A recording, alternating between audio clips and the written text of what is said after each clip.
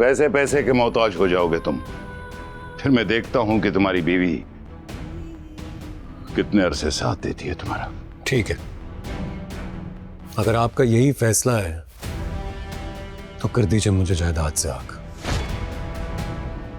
लेकिन मोहिनी को मैं किसी सूरत में अकेला नहीं छोड़ूंगा। ज़ारून, पागल हो गए हो क्या तुम? तुम्हारे बाप है वो, उन्होंने पाल पोस कर तुम्हें बड़ा कर दिया, यहाँ तक पहुंचा दिया, और तुम?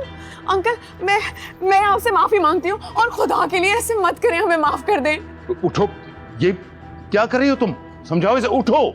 नहीं, जब तक आप हमें दिल से माफ नहीं करेंगे मैं आपके पैरों में ही पड़ी रहूंगी, मैं नहीं उठूंगी। ज़ारून, समझाओ अपनी बीवी को। Mohini please get up. मैंने कहा ना, मैं तब तक नहीं उठूंगी जब तक अंकल हमारी खता को माफ नहीं कर देते और हम दोनों को गले नहीं लगा लेते। अंकल, खुदा के लिए हमें माफ कर दें। अगर आपने हम दोनों को माफ नहीं किया ना, तो मैं सच बता रही हूँ, मैं फंदा लगा के अपनी जान दे दूंगी, लेकिन ये जिल्लत मैं कभी भी बर्दाश्त नहीं कर सकती। अंकल उठो लड़की, तुम मेरे पैर छोड़ के भी बात कर सकती हो, मुझे ऐसी हरकतें बिल्कुल पसंद नहीं। पहले आप मुझसे वादा करें, आप मुझसे वादा करें कि आप ज़ारून को जायदाद से आग नहीं करेंगे और ना ही मुझे आप उसकी जिंदगी से निकालेंगे। अच्छा, तो तुम मुझे ब्लैकमेल कर रही हो? मैं आपको बिल्कुल भी ब्लैकमेल नहीं कर रही, मैं तो सिर्फ अपनी खुशियों की भीख मांग रही हूँ आपसे।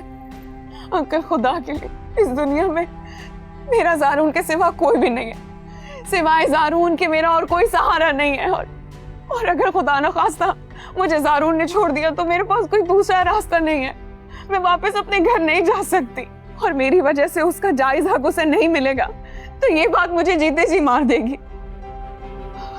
अगर ज़ारून मेरी जिंदगी में नहीं रहा तो मेरी जिंदगी में ना जमीन रहेगी ना आसमान, मैं तो खला में ही रह जाऊंगी। अंकल, खुदा के लिए हमें माफ कर दे। ये देखें, मेरे जुड़े हाथ देखें, मैं आपसे अपने और ज़ारून की खुशियों की भीख मांगती हूँ, खुदा के लिए हमें माफ कर दें अंकल।